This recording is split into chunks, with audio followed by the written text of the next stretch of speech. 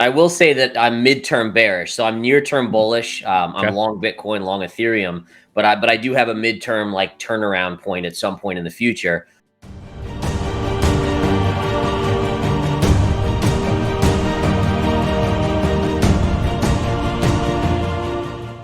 This was the first one that we actually looked at. It was the first one-to-one coming in right around 19,139. And it was also the bottom of our pitchfork. We actually hadn't made this low yet. I think the level I gave was 18,246. So it did go past that to 17.5 and actually touched this perfectly, ride it out. So this is just a nice inside pitchfork based on time. All kind of predicated off the idea that this was a larger pattern at play with the log scale deep crab, right? Something like that. So you're just playing the back half of it at this point. If you're going to get a larger correction, you're really looking for something like this. And you would be pushing this out probably to somewhere in Q4, like November. And then you'd be looking for the other one-to-one, which comes in that 10 to 12K region. And that's if things play out the exact same way they always have. And everyone this year made a comment, and I'll kind of reiterate this. They said that this cycle was different than all the others. And none of that is true other than the returns were less. But if you measure the cycle from low to high, you got the exact same one-to-one move right here. It was a 1618 confluence. You had some negative fibs coming in there as well. There was just a lot here to say that both between time and Fibonacci that this would be a pretty substantial high potentially. It ended up being the actual high. So for me, if we are going to go lower, it would be later in the year. In terms of a bounce, we have similar targets. I'm looking at 25.2 mainly because there's a single print that closes out there, but that single print there's not a ton of resistance at 25.2. This was the monthly average and the target right here, this little box that I gave you guys last week where I said this is realistically the statistical target of the move locally that you should be looking for off of the lows. If you get a pullback into support or even all the way down here to like the weekly open, realistically the uptrend's still intact and it would probably shake a lot of people out that were late to this move, as people that are generally late to the move aren't really rewarded often. So I'll be curious to see what kind of a pullback we actually get.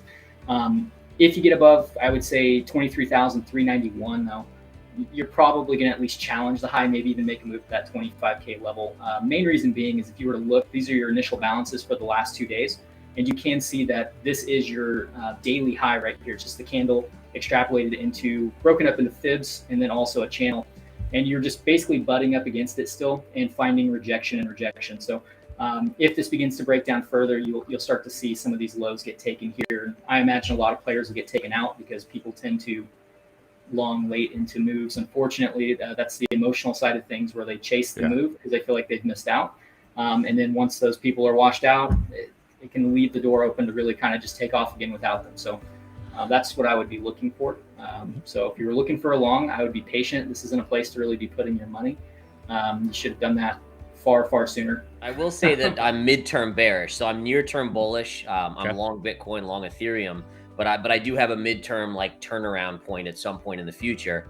So I don't know if that counts, but I don't know what does midterm. What does midterm mean to you, Gareth? Midterm's like 3 to 6 months out kind of thing. So I think you could get kind of a 1 to 3 month kind of continuation grind sideways to up here. I love the 32,000. Again, number one, I love GAN. I use the wheel. I don't calculate all the fancy stuff myself though. That's beyond my pay grade. I got the wheel too, but that's in a class. That's cheating, right? Yeah.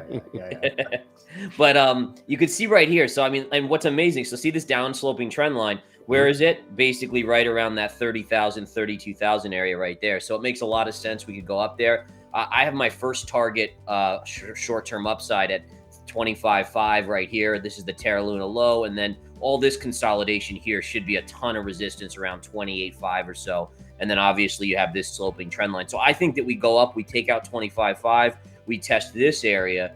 For me, I think at that point we start turning down again. You see another leg lower, and I still have us going down to $12,000, $13,000 before all is said and done.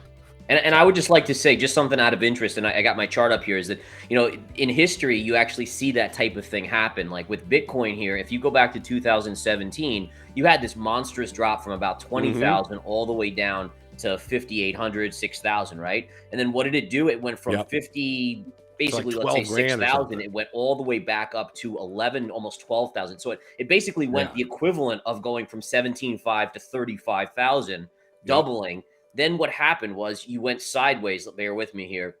You really just ended up going sideways for a ton of time. And this is kind of almost where I think we are right now. We're getting this big bounce where, again, we could see that 30, 32,000, maybe even more. And then you saw this long sideways chop before that final flush out. And that's kind of, weirdly enough, I wouldn't be surprised. And I know you guys can't see down there. Let me zoom it out. But this final flush was the final bottom on Bitcoin. So again, who knows if it replays that way? But I think it's important for us as traders and for individual investors to just be aware. You can get a 50, 100% rally in Bitcoin and still be in a bear market. So we're going to go from artificial intelligence and cover everything from AI to pencil power. So this is AI based, these green and red signals. Part of it's like tech TA and part of it is like finance book from like business school.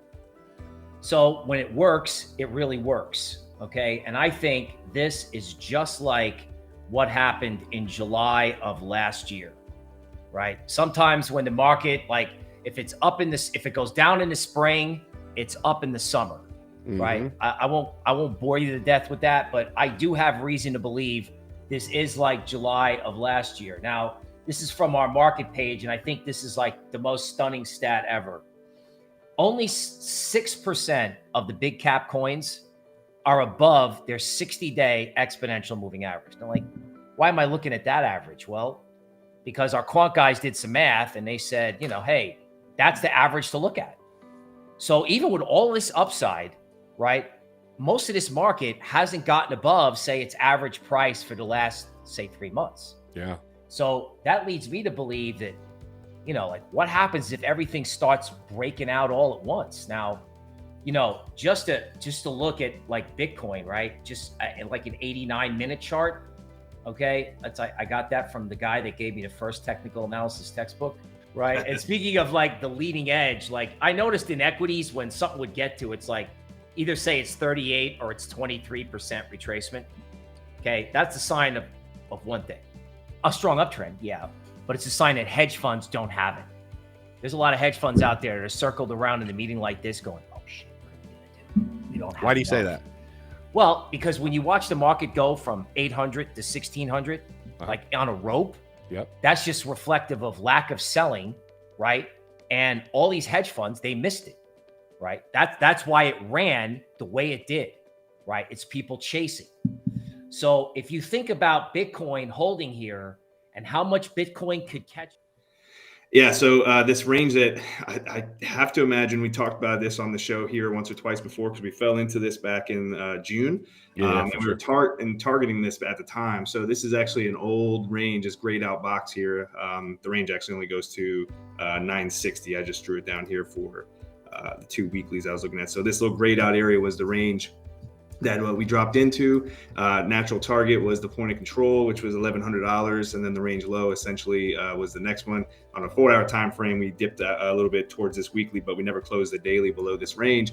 And then structurally right here, we formed that same scenario that Bitcoin pretty much printed out for the last few weeks, right? Almost the exact same pattern.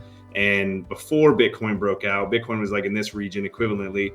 You had Ethereum run up. We had at the time this untapped monthly key level, ran it right back to the 2017 all-time high, back tested this monthly key level, and then just essentially ran it up to the range high, which is right at 1650 basically, so 1700 give or take, right, in that scenario. So it's very interesting that this was our major resistance target. And as we come up to this, you had Bitcoin running up to that $24,000 at least short-term top, both of them put in bearish divergence. So it was a very interesting scenario there. And then just while I have this up, the other thing I'm looking at here for Ethereum is as well, Ethereum would probably be gassing up in the $2,200 window. And for this previous quarter, all the altcoins, and I'm going to show you one that I've been paying attention to particularly. We talked about a lot in the group. Something like Quant, something like Matic that just kind of took off really, really nicely. But Ethereum overall, which is pretty impressive to see, like if we just get a run up to, let's just say 30K for Bitcoin and things do start turning around there and we just kind of range it out for quite a while, this Ethereum range alone is 170% from low to high. Obviously, we've already, tackled a lot of it so far. So from where we are now to the top of that, it's like another 50%, taking us up to like 2,400, which still would be just a lower high, really nothing as far as a breakout for new all-time highs or anything. And if we kind of like danced around this region for quite a while, it would be, just enough to, like you were saying, just kind of wreck everybody. At the same time, if you're paying attention and, taking some skin out of the game and looking to buy lower or doing any kind of like hedging against it, that would be the areas to kind of pay attention to. But I would imagine we'd have to get a $28,000, $30,000 Bitcoin before we'd see ETH. If there's money to be made, let's keep an eye on it. So what I like about this is you had this kind of breakout pattern right here. You broke above, you confirmed. And so what I would say is I'm not in this currently, but I'm looking to maybe buy a retrace to what I would call the scene of the crime, which is right around 37 bucks or so. And if you do that and it starts to trend up, and let's say we do see Bitcoin and ETH and all these others go up, I mean, you got some decent upside on this, probably minimally to about $58, $59. And from, again, 37 entry, you're talking about a pretty hefty percentage move. And in the scheme of this, I mean, look at how little of a bounce that is. I mean, you could even talk about maybe the moonshot getting all the way back to 79, 80. But I would say 37 looks interesting on a retrace if you retrace that breakout candle right there. Discuss this. Again, you're looking at a very, very similar move in that you front ran your low here by about 11% on the prior cycle. So the cycle lows are coming in a little bit faster, right? So, but if you were to measure the prior cycle low and how long this actually just took, you can see it comes in November, like we talked about. Where are we at right now in terms of price and time? So you have to keep this in mind that just because you're at a potential for like a floor zone, when you're looking at this area of the chart, you were down 70% in a similar area. And what I mean by that is if you were to distribute the price and time the same, which I know not everyone likes to do that because they tend to say that things are different, but we've seen just because of the nature of Bitcoin, things do tend to happen very similarly, right? So you can see right here, there's your 618. You can see that you're about 70% down and you get some nice rallies out of this, kind of like Gareth was showing earlier. If you were to look at the exact same position we're in now, we're at the 618 and we're very similarly down. So this is actually par for the course. It's not repeating exactly, but things definitely rhyme. And it really shows you that human emotion does run the market as a whole, because a similar drop in a similar time and fashion has absolutely wrecked people. And as he was discussing that this could be the floor and we go long drawn out sideways, it may go up to 40K and convince everyone that the bottom is in, and then this is the floor, and you just keep hammering it until it finally breaks down and we get that breakdown later in the year,